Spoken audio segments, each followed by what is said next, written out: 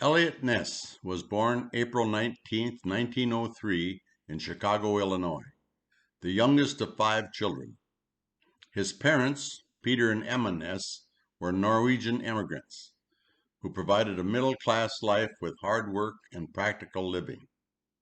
His father had a wholesale bakery business that developed into several shops and delivery trucks. Eliot's brother-in-law, Alexander Jamie, an agent of the Justice Department, taught Eliot to shoot and develop his marksmanship.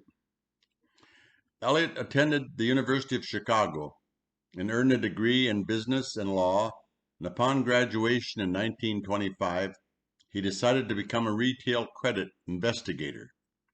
While attending night school in criminology at the University of Chicago, when he finished his master's degree in criminology in 1927, he was hired by the Treasury Department, and with some help from his brother-in-law, was assigned to the Prohibition Bureau. It was during this time that his path crossed with Al Capone, who had risen from a Brooklyn street thug to a powerful Chicago crime boss.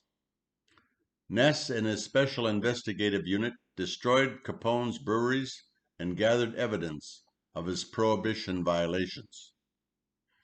After prohibition was repealed, Eliot was reassigned to the government's alcohol tax unit and was put in charge of enforcing tax laws in Ohio, Kentucky, and Tennessee. He resigned that position to become Cleveland's public safety director in December 1935.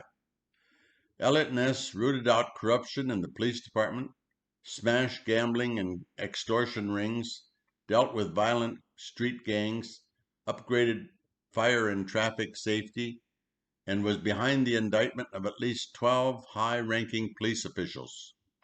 His personal life, however, was different. He wanted to be an agent with the Federal Bureau of Investigation, but J. Edgar Hoover prevented that from happening. Hoover thought that Eliot was too ambitious and was jealous of his accomplishments.